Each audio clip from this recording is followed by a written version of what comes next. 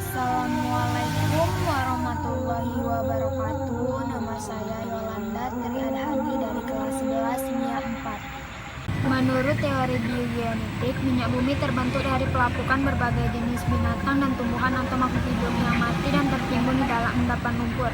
Hanyut terbawa oleh arus sungai menuju laut dan akhirnya berkumpul di dasar laut bertemu dengan timbunan-timbunan hasil pelapukan makhluk hidup. Menurut asal-usul teori anorganik, minyak bumi terbentuk akibat adanya aktivitas bakteri yang mampu melakukan reaksi biokimia. Fraksi minyak bumi yang pertama fraksi ringan gas, yang kedua petroleum ether atau PE, yang ketiga bensin atau gasolin, yang keempat wafta, yang kelima minyak tanah atau kerosin, yang keenam solar, yang ketujuh pelumas atau oli, yang kedelapan lilin, yang kesembilan minyak bakar atau crude oil, yang ke-10 aspal.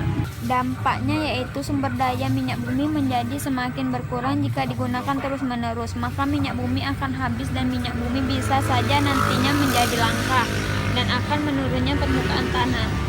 Perbandingan manfaat dan mudaratnya tentang penambangan minyak dan gas bumi. Minyak bumi memiliki beberapa keuntungan, yaitu pengelolaan dari minyak bumi dan gas alam sebenarnya dilakukan dengan beberapa cara yang sangat ringan dibandingkan dengan pengelolaan yang dilakukan untuk sumber daya lain. Uang juga memiliki pengaruh besar untuk kehidupan manusia. Minyak bumi sebenarnya sangat mudah dalam proses pendistribusian, sehingga sumber pengelolaan dari pusat pengelolaan dilakukan dengan cara jaringan pipa yang kemudian ditanamkan dalam pusat pengelolaan yang khusus, agar berbeda dengan sistem pengelolaan dari sumber daya yang lain. Minyak bumi sebenarnya memiliki manfaat dalam pembangunan pembangkitan tenaga listrik karena memiliki sistem penyaluran bahan bakar yang cukup ringan dan cukup cepat serta dalam proses mudah. Bahkan dalam sistem untuk pembangkitan tenaga listrik bisa dipasangkan di kawasan manapun. Kerugiannya, walaupun sangat banyak keuntungannya, ada beberapa kerugian dari pengolahan tersebut. Sumber daya, yang pertama, sumber daya minyak bumi dan gas memerlukan waktu yang cukup lama dalam proses pembentukan kembali, karena minyak bumi sebenarnya memiliki sifat sekalo pakai yang tidak baik, sehingga sumber minyak bumi bisa kapanpun.